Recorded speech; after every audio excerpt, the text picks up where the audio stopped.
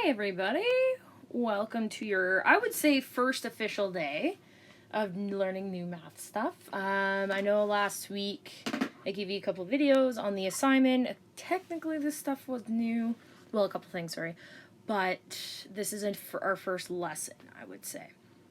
So, I posted the note blank, so if you do have a printer, of course, print her out and you can fill it along as we go. If you don't have a printer, you could follow along as we go. Totally up to you. One of the benefits of watching this is that you can pause at any time, right? So if you need to pause, go for it, obviously, and you're not holding anyone back. And if there's something that you don't understand, you can rewind it, rewrite it down, anything like that. So let's get started. So what we're doing this week is everything that we were talking about with slope, so y is equal to mx plus b, is we're going to put it into practical uses. So real life situations where we might use it. So some of these calculations, when you hear the example, you're going to be like, oh, well, that makes sense, obviously. Well, it's the same equation. Some of you guys probably didn't realize it was the same. So, let's get started. So, first thing that we're going to do, let me just get this started. Let's do blue. I usually do blue. So, rates of change of a linear relationship. So, we know that slope is equal to rise over run. Right? Oh, P.S. I ordered that pen and it was really bad, so I sent it back. So this is the best that I can do with the iPad that I have. The iPad that I have, I guess, is just so old that no Apple Pens work with it, so bear with me. So rise over run is our slope. You guys know that, and it's also the same thing as rate of change. So with your definitions that you guys did on your first assignment, so way back in the day, we know that slope and rate of change are the same thing. Okay, these two are the same thing. So how does one change with respect to another? And that's what we're going to look at in these examples that we're going to go through. Okay, so a few definitions that we have to go through first, or a few things as you can see right in front of us. So when we graph these, which, yeah, technically you guys are going to have to graph them, but I'll probably just get you to use Desmos. And then when it comes to your mini assessment thing that I'm going to post on Friday, I'll just get you to put it on Desmos and you guys can take a screen capture and submit it. So there are two different types of graphs that we're going to see. Very straightforward. One is direct variation and one is partial variation. So I'm going to do with partial first, just because it's in yellow and I have a yellow highlighted. So what do you notice about partial variation? Oops. Well, as you can see, if we're looking at it on the graph, its starting point is not at the origin. So it has an initial value. I'm going to try this, see if I can zoom. Oh, awesome. So it has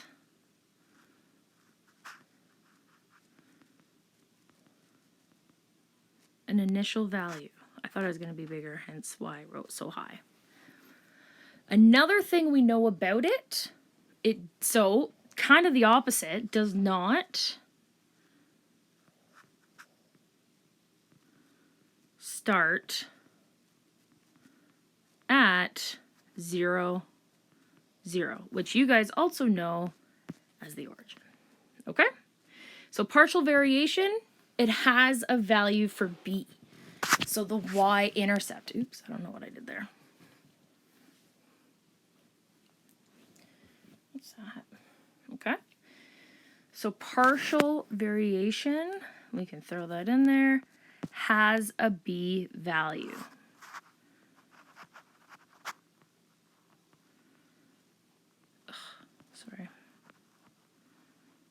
right? And remember our basic equation, y is equal to mx plus b. And this is what we're talking about, right? Is my b. So, direct variation, now that you guys know what partial variation is, it has no b value. So, and that's it. That's all it is. Does not have an initial value.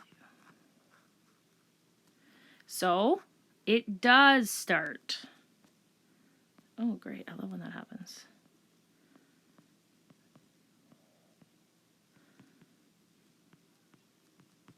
Okay, so it does start at 0, 0. That means if we are looking at our equation of y is equal to mx plus b, what's my value of b? Right, it is 0. Okay? So that's the only difference. So when it comes to your thingy on Friday, I will give you a scenario. I'll make you fill out a bunch of questions about it, and it'll say, is this partial or direct variation? And you're going to say, well, I'm going to look and blah, blah, blah. So direct, partial. There, color-coded it. Imagine that, eh? So that's the first thing. Pretty straightforward, pretty easy. I think you guys are smart enough to figure that out. Now we're going to move on to something different, talking about independent and dependent variables. So I'm just going to read out this tidbit. Most practical applications deal with money, time, and the number of items as the main variable in the questions. To help identify which variable depends on the other, look for the key words within the questions, such as per, every, and each. So, the dependent variable is the variable that changes based on other information, okay? It is always graphed on the y-axis. So in case you forgot, y to the sky. I always do that. Okay, so I went back up to the graph that we were using before just to save space. The dependent variable is my y-axis. So dependent means something like this depends on this. So technically you guys, because you are all students and you live at home with your parent or guardians, you're full-time student, so you would be dependent on your parents. They buy you food and clothes and stuff, probably pay for your phone bill. And I know some of you are saying, I pay for this myself. Yeah, well, you know what? You don't pay rent and you don't pay for your mortgage. So you are dependent on your parents. Okay? So think about that. This depends on that. The plants depend on the sun to grow. Yeah. Okay, cool. So, independent variable, think of it independent. Some of you guys are like, yo, I'm independent. I don't need nobody. Okay, cool story, but you know what? Independent means the same thing. So it's the variable that does not change based on the other information. So it's like time. Time is a huge or key example of independent variable, and with all the questions that we're going to do, time is pretty much going to be our main independent variable. Okay, I'll use blue. So independent variable is always on my x-axis. Okay, let's go back to green really quick. Y. So example, time. Okay, so we are going to be doing many, many different examples, and I will be going through some more. Okay, so label the dependent and independent variables. So cost per minute. So you can think of it as, does cost depend, does cost depend on the minute or time, or does the minute depend on the cost? Now, I know some of you guys are going to get complicated and bring up some questions. Well, I might only play depending on how much I put in. Yeah, you're right, but think of it as like typical situations. How much are you getting paid? Well, it depends on how much you work, right? So, cost depends on the time. So this one's independent, okay? Amount every month. Okay, so let's say your phone bill, let's say you don't have a set phone bill and you say it's pay per use data. I don't know even if they have plans like that anymore. What is the independent? Does the amount depend on the time, or does the time depend on the amount? So you can always think of it like this.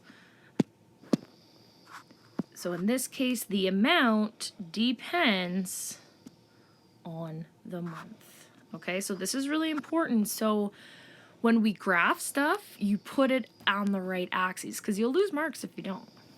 Okay, last one, the amount of dollars depends for each item, or does each item depend on the number of dollars? Well, yes, depending on how much you have depends on how much you can spend, but in this case, dependent, independent. Okay? So, a couple of things for you guys to keep in the back of your mind. We need to remember what direct variation is compared to partial. It just depends on where it starts on the graph. And then dependent versus independent. Which one changes based on the other. So, one thing that I want you guys to keep in mind, dependent variable is graphed on the y-axis. That means that's my rise. Okay, because rise, you go up or down, right? And that's correlated with my y. That means my independent is my run.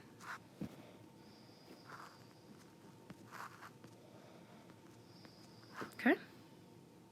I'm hoping that makes sense, but I will be asking you, is this an independent variable or a dependent variable? Okay, so I'm going to go down and we are going to do an example. Ugh, finicky. Okay, so a rental car costs $50 per day plus 20 cents per each kilometers. So the first thing I'm going to ask you to do is determine what your two variables are. Okay? What are the two variables? So variables means changes. So usually we're going to be dealing with the same type of variables. A rental car costs, that's a variable. So money per day plus 20 cents per kilometer.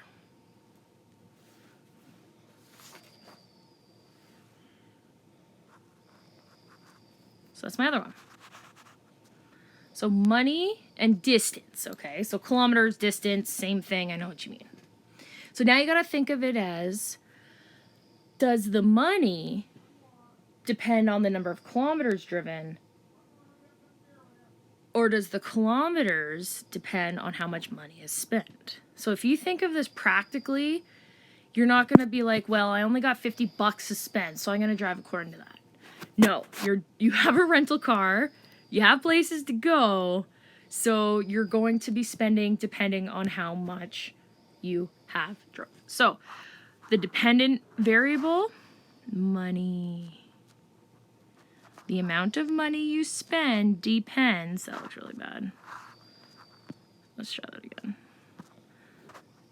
I'm going to go closer. Thank you guys for bearing with me. You're all the best. Miss you big time. Money depends on the number of kilometers driven. So let's do this right away so you guys don't get it wrong, because I don't know how many times you guys, that my last class anyways got it wrong. We need to label this on our graph. So dependent variable, what color was that? It was green. Green goes where? Why? Green goes on my Y. So that means, now I'm not going to do this every time. We need to label this as money. Woo! Money, M-O-N-E-Y. And our units, dollar. Dollar bills, y'all. Okay? So we have to label it. Yes, you will lose marks if you don't. Independent variable. What color was that? Blue. So let's highlight it. As I said, not every time I'm going to do this. Blue. Independent goes down here. So this is my, if you want to be specific, it'll be distance in kilometers, right?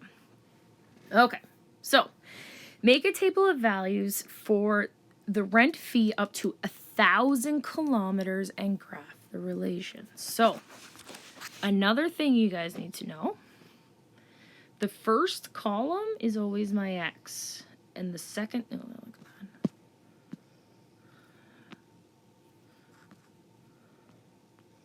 My second column's always Y. This is always the case, guys, okay? Just like the bottom is always X and it's Y to the sky, your first column is always X and your second column is always Y. It's just the way it's set up, okay? So that means my first one here is kilometers. Here is my cost, okay? Always, always, always. So how I'm going to set it up for you, it says make a table of values for the rent fee up to 1,000 kilometers. That means it's 1,000 here.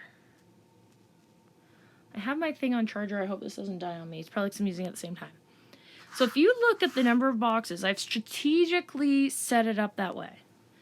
So here's my 500, here's my 1,000. Guess what? We're going up by hundreds. It's just easier that way. 1, 2, 3, 4, 5, 6, 7, 8, and 9, and then 1,000. Okay, so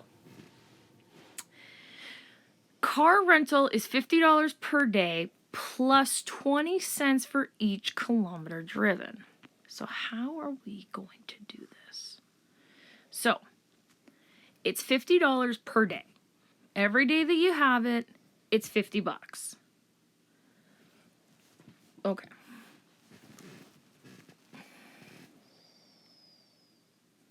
So if he drives nothing, if he just goes and rents the car, he hasn't driven it off the lot yet, how much has he spent? $50. Okay? So now we can graph that if you want. It's up to you. Our distance is 0 and our cost is 50. So that guy, our first point is going right there. Right away, you guys should be like, oh my God, that's partial variation. Oops. Right?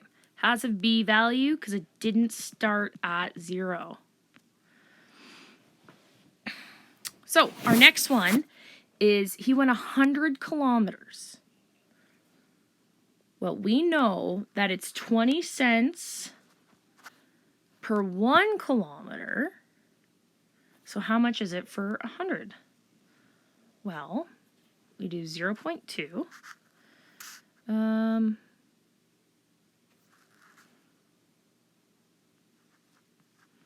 Because it's 20 cents times 100. What's that give me? If you said $20, you are correct. If you don't believe me, Check your calculator. 0.2 times 100 is $20. Now, so if he drives 100 kilometers, is it only $20? No. Good, you're right. You also have to add the $50 per day. Okay? So if he drives 100 kilometers, and we're also going to just pretend that this is a one-day rental. Side note, I know it's going off my table. $70. So at 100 kilometers, he spent $70. That looks awful, I know.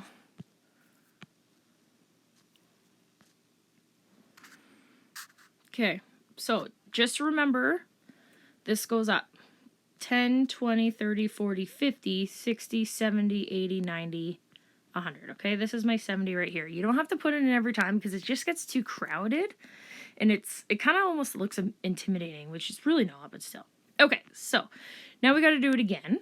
But this time we're using the 200 kilometers. So I just want to show you where these numbers are coming from. Let's pick a nice, let's use like an orange. Okay, so this 100 kilometers is from here, okay? The 20 cents, the 0.2, it's going to stay the same.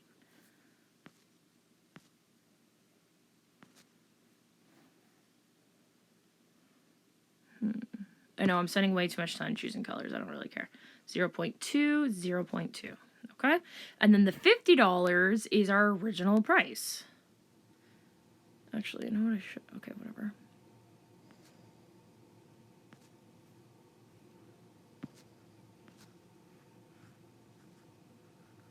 Okay, so that's where everything's coming from. So for our next one, I'm going to do 20 cents. This one is for our 200 kilometers. So, yeah, just kind of cheat. Again, we're doing 20 cents. That price hasn't changed.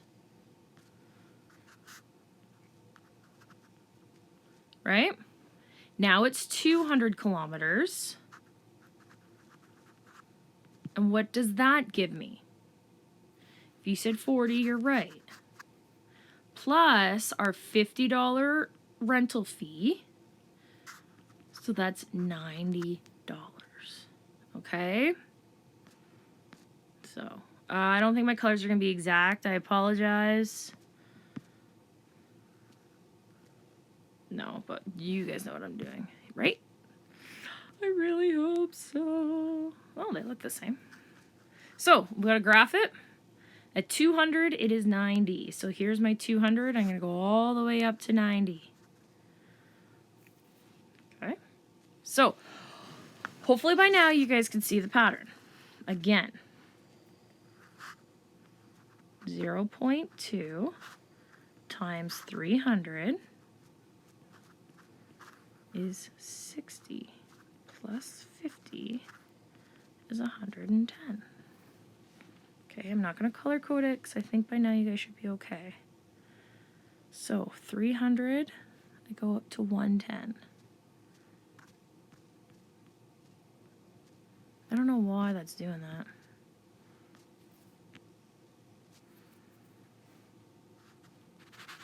So, to humor you guys, I'm going to go through every single one of these and calculate it and show you where the math is coming from. Those of you, you're like, okay, I got it. Just scroll through the video, okay? Okay. 0.2, because that's the price per kilometer. He's driven 400 kilometers. That's equal to $80. Plus the $50 per rental. That's $130. Okay?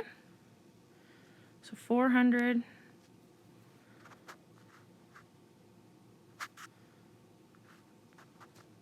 Look at that. Okay, next one.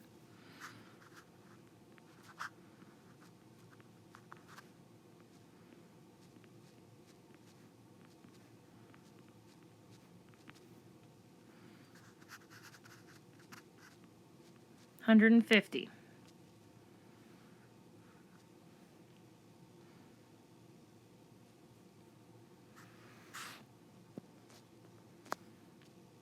Okay, keep her going.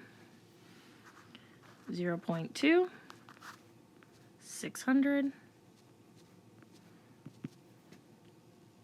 120. Do the math if you don't believe me. 170.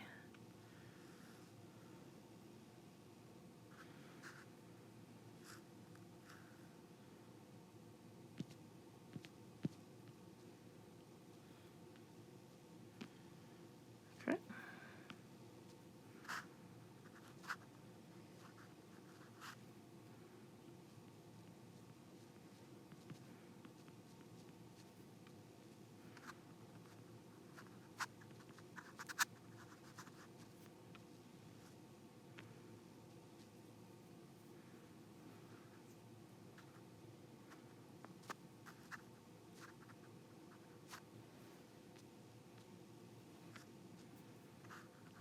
0.2, 20 cents per kilometer.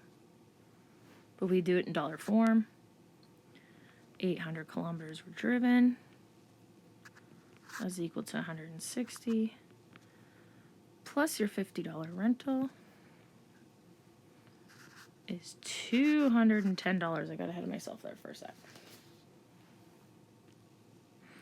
Hopefully you guys are seeing the pattern. I know I'm a really good singer. What did I say? 210. Okay. That guy.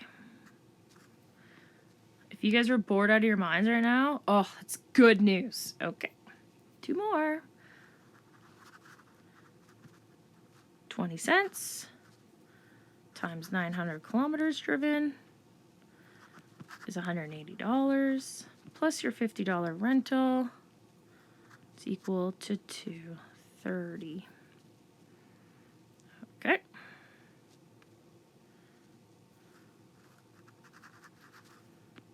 Last but not least, I hope I put that in the right spot. Our 20 cent kilometer rental and 1,000 kilometers were driven. That would cost us $200 plus our $50 rental, $250.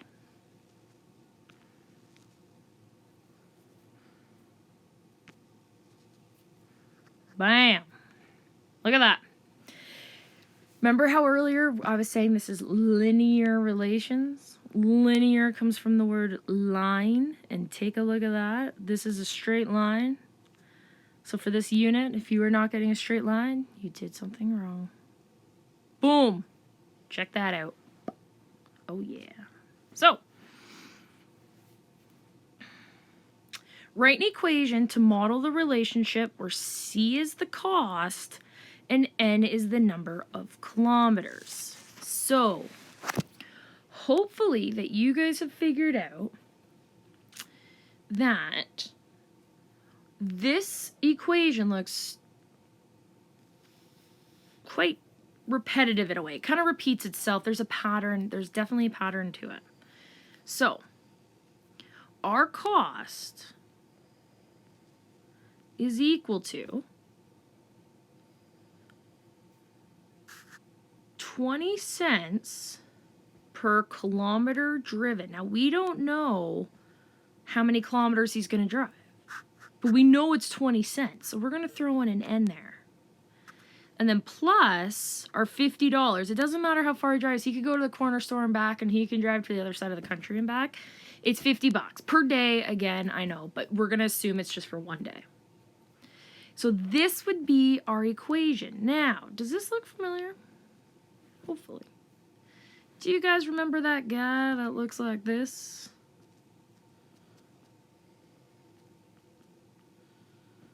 Where B is our y-intercept and M is our slope.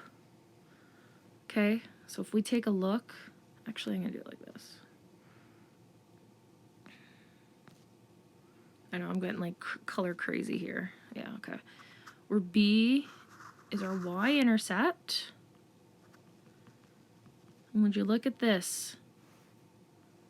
Where does it intercept? Where does it cross the y line? At 50. Okay, and our slope is our rate of change. At what rate does our equation change? Well, for every 1 kilometer driven, it costs 20 cents. But we did it in the form of dollars, okay? That's the 0.2. This is our slope. So if we were to look back over here, we know slope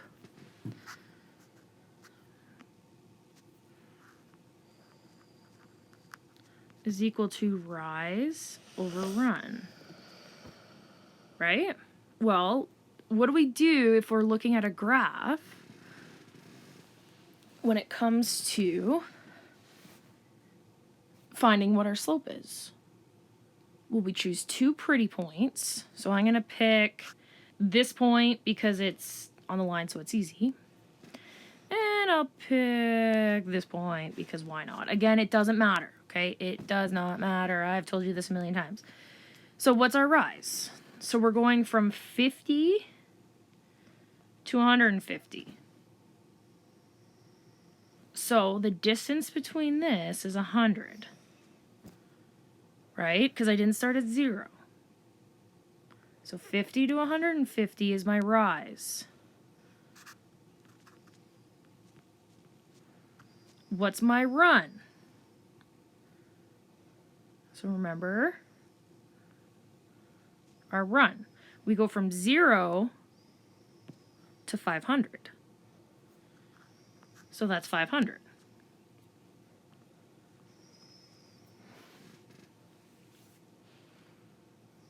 So in your calculator right now, I want you to put in 100 divided by 500.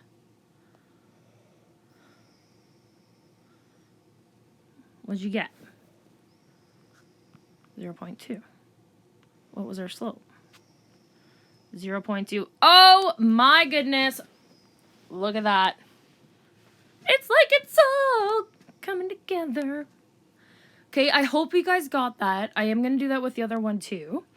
So what I'm going to do is I'm going to finish up this question, and then as you can see, my battery is really low. It is plugged in, but it's not really charging, and I'm going to come back and do another video for this one, so it'll be posted separately, but still. Okay, so does this represent partial or direct variation? You guys have already told me that by me forcing it into your mouths. If you forget, it didn't start at 0, so it's partial.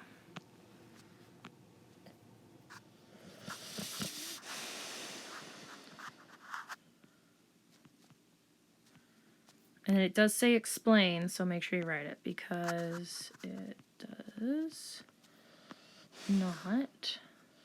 Let's get fancy. Start at the origin. Okay. Now this one is a little different. Determine the rental fee for 45 kilometers. So if you take a look at our table, we go up by hundreds. So if we were to look at 45, well, I know this is 50. So if I go all the way up to 50 and over, that's $50, that's $60. So we know it's going to be less than $60, but because the graph has quite small units, it's going to be really hard to determine exactly what that number is. So we can calculate it. So I'm going to use my original equation.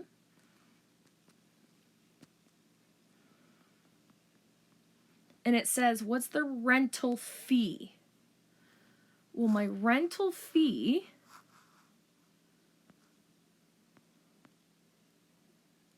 there's not many solid colors, is this. So that's what we're solving for. That means we need to put a number in here. So it's only going to be, it's only going to be one of those 2 spots. So you got to really think about it. We know N represents the number of kilometers because it says right here, N is the number of kilometers. So C is equal to 0.245 plus 50.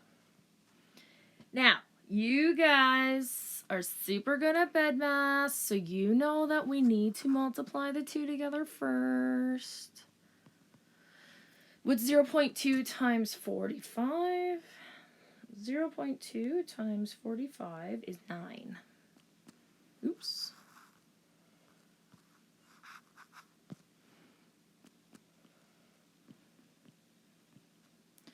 Nine plus 50, 59.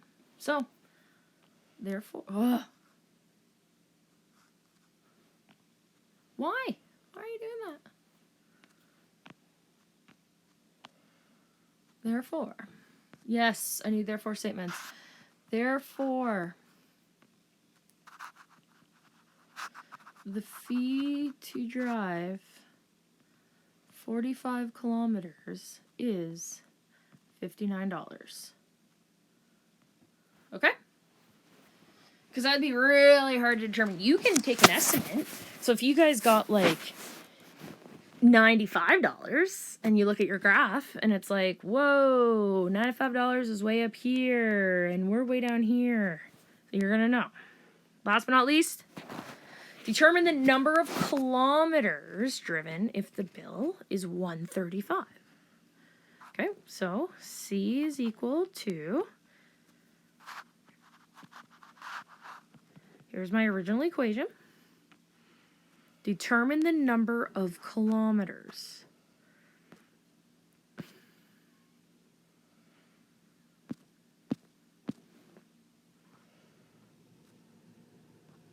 Okay, we know kilometers is represented by N, so that's what we're solving for.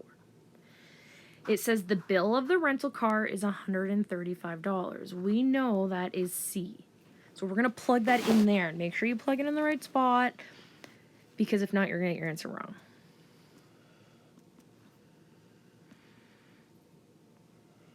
Okay, so we need to solve for N. Is N by itself? No. Hopefully you guys are like, oh my god, left side, right side, I've done this before. So what are you going to do first? You got to get rid of that 50. So what's the opposite of 50? What's the opposite of positive 50? Negative 50. What's 135? Subtract 50. 85? Oh yeah. 85. Then 0.2n. Remember, these are together by multiplication. What's the opposite of multiplication? Division. Okay, so those two cross out. What's 85 divided by 0.2? 425. Yes, that does make sense because it's a decimal. So, I'm just going to do it over here. Oh, you see I'm at 2%. N is equal to 425 kilometers. So, therefore, blah, blah. Now if we look up here, we said $135. 70, 90, 110, 135, 150. We know that it's 135. So they must have driven somewhere between 400 and 500 kilometers, closer to the 400, right? Hopefully that makes sense. As you can see, I'm at 2%. I'm going to